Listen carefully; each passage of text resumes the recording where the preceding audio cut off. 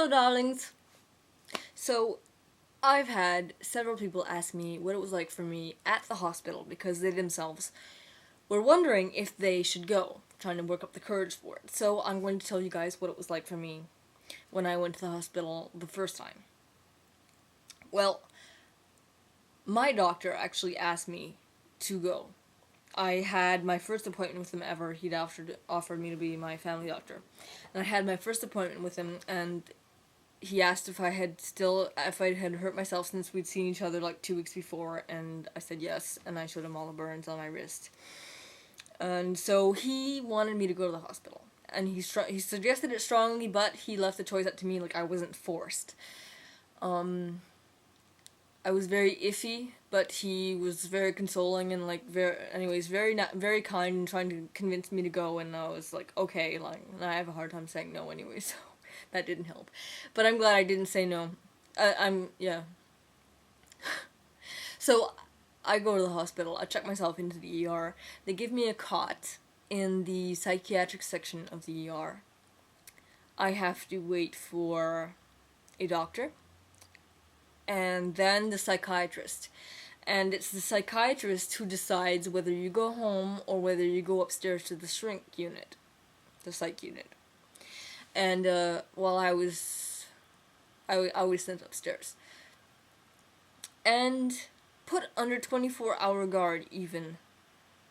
I was in some room alone with the guard at the door with some desk, and he would write whatever was happening every 15 minutes, whatever I did every 15 minutes. Like if I took a piss, then he had to write it down. If I scratched my face, he had to write it down. Like as long as she's laying down, she's sitting up, it was ridiculous.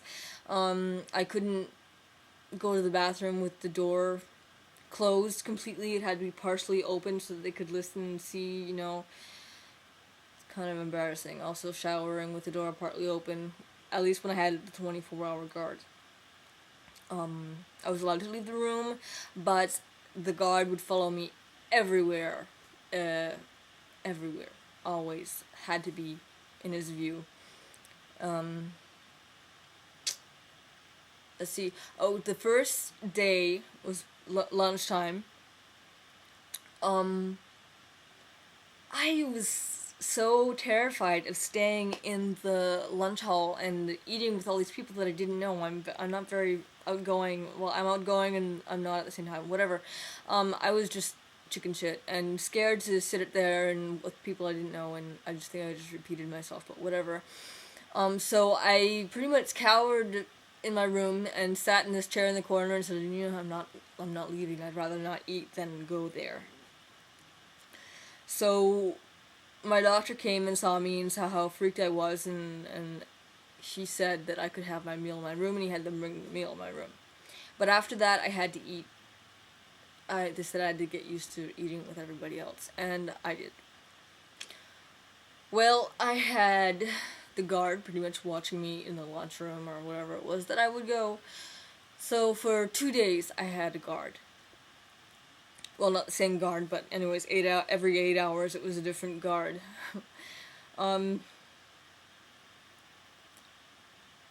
Yes, okay, because I was reevaluated, and then they said, okay, you don't have to have the guard. And after 2 more days later, so 4 days into my hospital stay, I was allowed to put my regular clothes on because I was in a hospital jacket. So, and most of the people on the floor were in their regular clothes, but anyways, I was allowed my regular clothes. So I said, "You okay? You're progress enough. You can wear pants." So, thinking, I thought I was only going to stay a few days, but it turned out that the doctor that I was with wanted me to stay longer, and I freaked out. They were like, "Do you really think you're gonna get out of here on Monday when you had like a 24-hour guard for a while?" And like this patient that I was talking to, he's a good friend of mine now, but he was like, "Do you really think they're gonna let you go in like 2 days? Give me a break." And that freaked me out, and it turned out to be true. I stayed there for 2 weeks. It was helpful though. When you go, there's someone there always to talk to. If you're in a crisis, if you want to hurt yourself, or you're having a panic attack, you go and ask for help. They can give you meds if it was prescribed to you. They can talk you down. They can suggest methods of how to calm down. And even if you go and it's not necessarily to learn ways to calm down, it can be just to go there to protect yourself because you're in a crisis.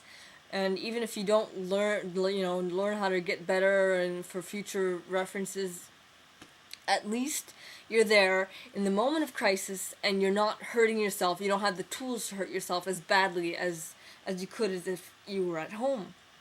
So there's that advantage. And even if they just let you go afterwards, at least you were safe for that moment, for that crisis. So that is an important reason to go. I won't say that somebody should or shouldn't go. I think it's really up to everybody to decide what is best for them. But I do think that it's important to do whatever that we can to get better. It's our responsibility to ourselves. Yes, so there you go. I'm gonna shut up for now because I don't like making longer videos and whatever. And I've already gone past, so take care, guys, and peace out.